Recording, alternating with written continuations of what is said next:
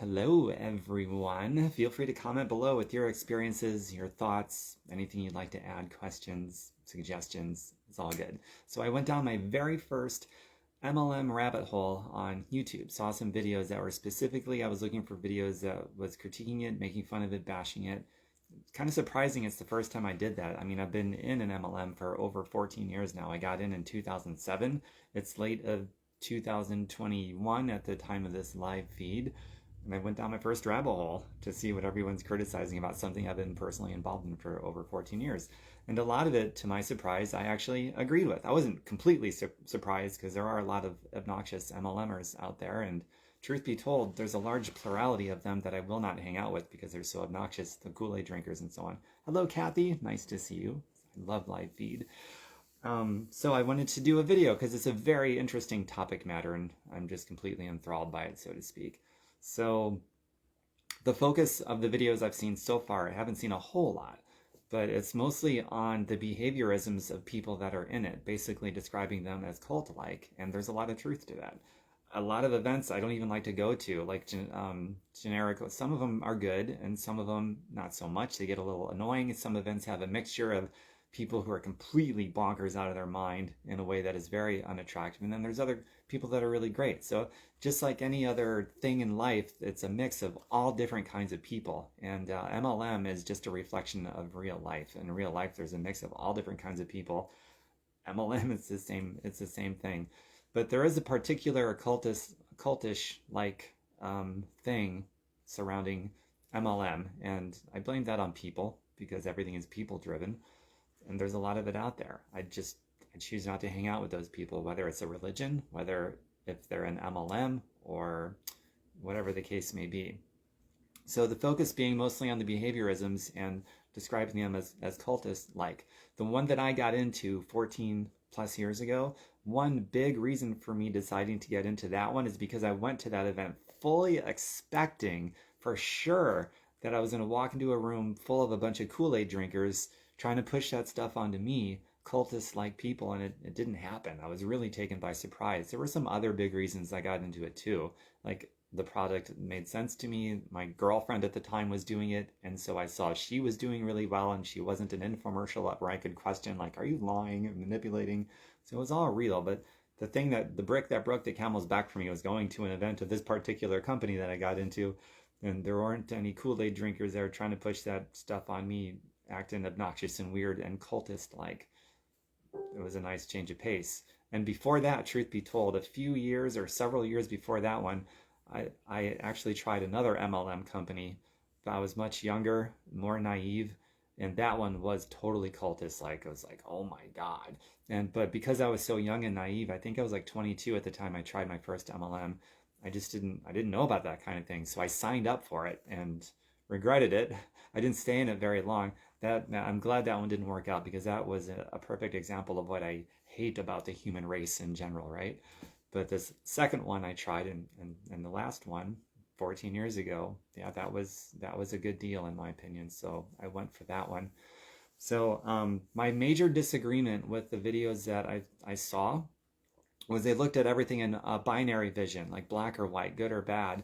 And there's very few things that you can accurately depict in a binary way. Most things are very nuanced. MLM is extremely nuanced. So I think to look at something so nuanced like MLM with a black and white binary vision is just really lazy. And I don't say that to put anybody down. I'm lazy with some things too, I'm sure. And we're all stupid in something, just part of the deal. Do we want to grow or not? I like to learn. So yeah, multi-level marketing, that's what it stands for. Thank you, Kathy, Brandy, nice to see you. Ember, Madison, hey, Madison, Adrian, nice to see all of you. So it's extremely nuanced, MLM, multi-level marketing. I've met all different kinds of people, different walks of life, different behaviorisms, mannerisms, personality, temperaments. And there's some people I'm more drawn to, others I'm not. And there's some people that like to manipulate and lie to people, embellish and make, false claims, and others that are very honest and genuine and ethical, legal, moral, and ethical, and all those things. And some people are just flat out illegal too. So yeah, those are three elements to anything, any kind of a business, in my opinion: legal, moral, and ethical. Sometimes legality, you can argue if it's legal or not, or moral or not, but that's a different discussion for another day. So it's important to accurately look at that stuff with a not a binary point of view, but a very nuanced one, because that is a reflection of what it actually is. And from there, a person can have their opinions and their perspective, and it's all fine, but their own world view. There was a couple things that really, specific things that really stood out to me, if I can remember what they are, in these reviews that I saw. One of them was this person was responding to a testimonial. This couple got into their MLM. I guess they were really badly in debt, so they were motivated by the financial aspect of it, and it was destroying their marriage because they were always fighting about not having enough money to just live and pay bills. And they got into their MLM company, made a ton of money, and so they made this video about it, and said company, my company, saved our marriage, and this and that. It was a beautiful story, really. I really liked that testimonial. And the person criticizing this particular testimonial was like, yeah, that's cool that your marriage is saved, but it wasn't your company that saved it. It was having all this money that saved it. And she is right. And the people on the testimonial, that's really splitting hairs. I mean, if they wanted to improve that little testimonial piece, they would have said, in my, I always say, my company, I used my company as the vehicle, but it was blood, sweat, and tears and hard work, a desire to personally grow.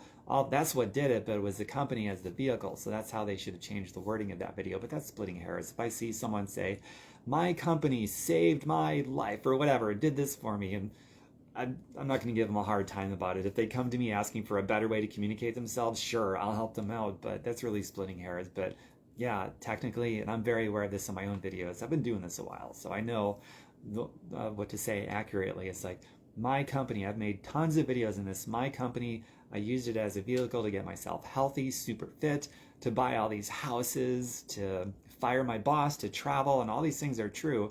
I used my company as the vehicle to accomplish all those things, but all that is on me, my own blood, sweat, and tears, and a desire to grow and get better.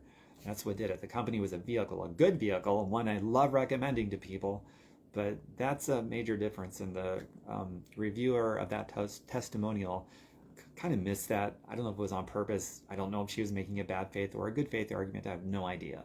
But I thought that was odd that she would split hairs that way. But the other thing about that particular testimonial that she said, which was really something, she said, yeah, but now I'm going to get all dark and creepy and scary. You might have saved your own marriage with this, but how many marriages imploded and crumbled, and how many lives destroyed that you built your empire on top of in order for you to be able to build your empire and save your marriage? Like, oh man, that is dark. But she thought she was being objective. And I don't really think so at all. Like, if somebody's marriage implodes or grows or does this or that, I don't see the relevance between said MLM company. Some marriages work, some don't. Some marriages, when they come across all kinds of money, they fail. Some improve when they come across money because they're not fighting about money anymore.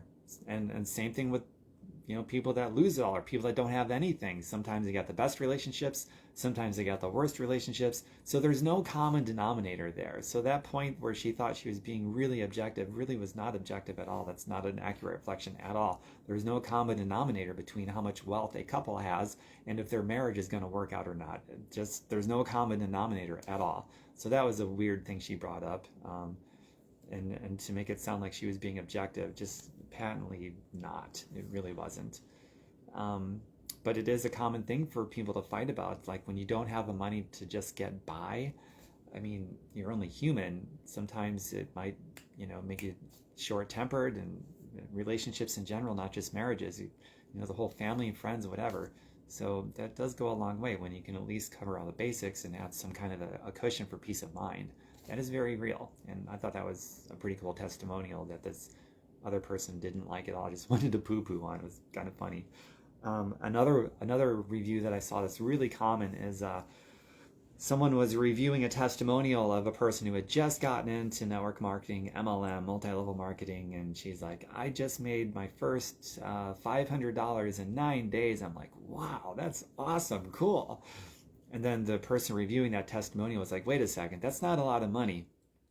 Let me do a little math here. That's less than minimum wage. Oh my God, you're in a scam and you don't even know you're in a scam. And so I don't think this person was making a bad faith argument. I think this is a result of being severely uneducated in MLM. So if she thought $500 in the first 9 days was bad, wait till you get a load of my story. I made my first $27 in 3.5 months.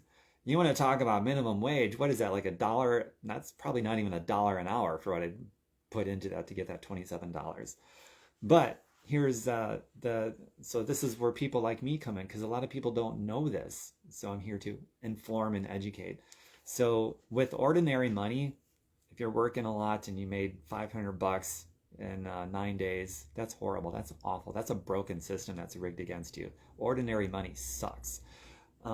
If I had made my $27 in 3.5 months on ordinary money, oh Jesus, just put a bullet in my head. Just end it right now. That would be awful. But this is residual money. It's a completely different world, and most people don't know anything about it. So when they see something like $500 in 9 days, or in my case, $27 in my first 3.5 months. Oh, it's like, why would I sign up for that? Oh my God, I'm going to spend all this time and effort and energy. I'm only going to get $27 in 3.5 months, or $500 in 9 days. Well, here's the awesome power behind this. So with residual money, that's let's say in the first 1 year, said individual makes $10,000. So in 1 year, $10,000 sounds like crap, because most people only know ordinary money, and you can't live on that. But when you get into residual money, that's business that's already established. You don't have to show up and try to recreate that the following year, or the following month, or the following week or day, or whatever. You build on top of that. So let's say said individual has a second year, and now they're, I don't know, 30,000. They just tripled their income. Now they're up to 30,000. Maybe the third year, maybe they're making 6 figures. Maybe now it's 100,000. Who knows? So that's the power of residual money. You build it, and it has the potential and the possibility of going into what they call exponential growth, which is not possible in ordinary money or job money. It just is what it is. It's the nature of the beast. So that's the same for this girl who just got in it, that made her first $500 in 9 days, which I think is incredible. I'd say less than 1% of all MLMers who get in earn that, or even half of that, to be honest with you, in the first 9 days. That's amazing. The first dollar that you make, no matter how long it takes, is amazing, because it's residual, and you build on that. It's established business that's already there. You build on it. You build on top of it. So the idea behind that massive kind of leverage is you work hard at something in MLM, residual money, for a few years, 2, 3, 4, 5 years, who knows?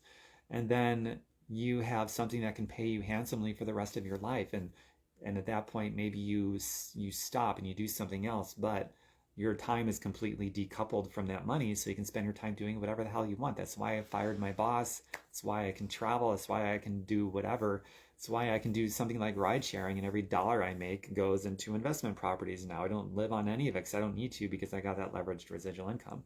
So that was that particular criticism from this one person criticizing this lady who made, in my opinion, an impressive $500 in 9 days.